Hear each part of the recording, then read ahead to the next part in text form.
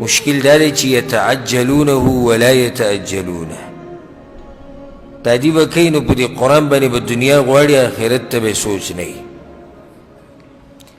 بل حدیث ته امام احمد بن حنبل امام ابو داود رحمهم الله راوړی د سهل بن سعد الساعدي رضي الله عنه وخرج علينا رسول الله صلى الله عليه وسلم يوما ونحن نقتري. پیغمبر صلی الله علیه وسلم یو پیر راووتو موږ جومات کې ناسو قرآن وموی. فقال الحمد لله،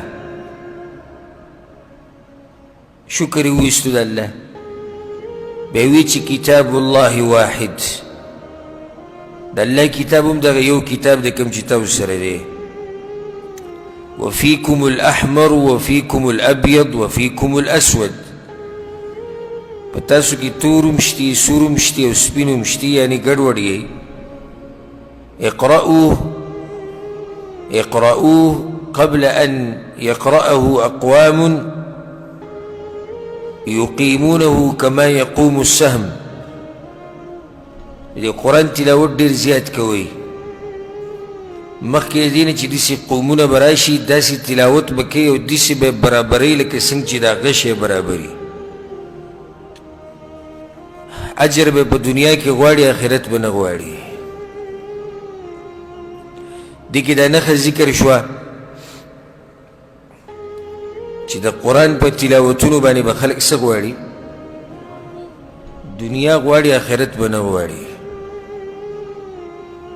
او داسې به د قرآن سیده کوي، داسې تجوید به یې وایي، داسې لکه څنګه چې دا غشی سیده وي دغه شان به د تلاوت وي.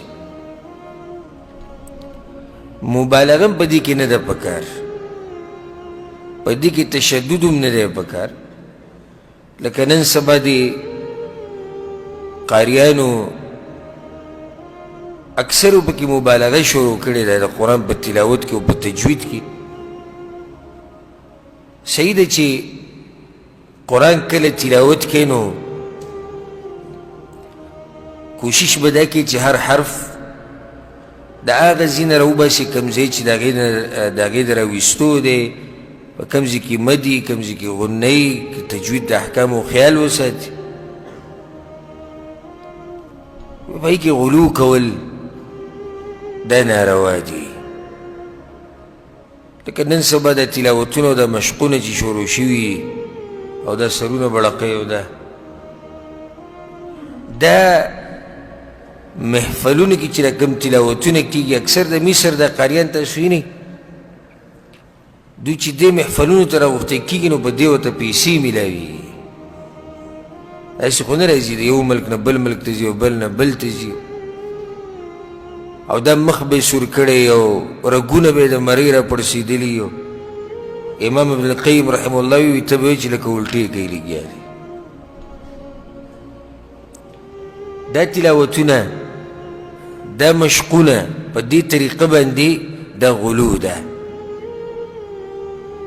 که تاسو خیال کړی دا لاسونه به داسې ږدي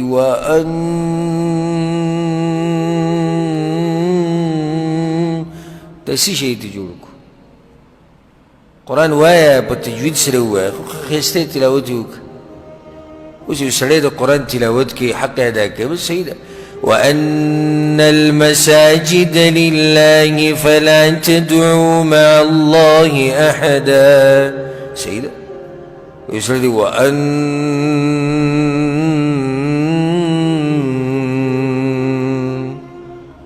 او د هغې سره مرۍ اوچتوي او کته کوي او د لاس داسې کوي او د بلو سره داسې کوي او دا داسې کوي داسې دي. نو داسې نیغ تلاوت به کوي چې داسې به یې سیده کړي لکه څنګه چې څه یې سیده وي غش یې سیده وي. خو په دې قرآن باندې به دنیا غواړي. بعض به دي بعض استادانو باندې موږ اورېدلي وو نو هغو په دې دومره ماهري په دې قرآن کې چې سړی په یو ټکي کې پوز یې راولي. ما د مصر د یو قاري سره یو وخت کې علم القرات دا ویله و قراتونه چې دي نو صرف په دې ټکي کې موږ 2 حلقې لګولې وې براءة من الله. چې ما به شروع کو براءة من الله وینا براء دو حلقې صرف په دې ټکي کې لګېدلي برا کې دا با باندې برا سید دا ښه علم دی او په قرآن کې مهارت دی غلو پکې نه ده پکار که سړی له منډه بس دقه مقصد شي د قرآن په مقصد به نه پوهېږي دی لکه اوس یو سړی به لګي د قرآن د حروف په سم صحیح ادا کوي وزنوا بالقسطاس المستقیم ښکلی قرآن به وایي ټول توجه دې ته ده چې دا قاف به څنګه ادا کوې دا طا به څنګه ادا کوې سین به څنګه ادا کوې ټوله توجه دې ته ده خو په دې نه دی پوه چې دې مطلب څه دی وزنوا بالقسطاس المستقیم هغه اصل مقصد د قرآن هغه ته څه شو هغه ته پاتې څوک به زما د خبرو نه ګورې دا فایده نه اخلي چې زه دا وایم چې د قرآن تجوید نشته او ناروا دی نه خبرې ته ګورې سوچ کړي داسې نه اوږدې او به زما خبره غلطه واوري زما مطلب دا دی چې قرآن به تجوید سره وایي دا خو د قرآن حق دی ورتل القرآن ترتیلا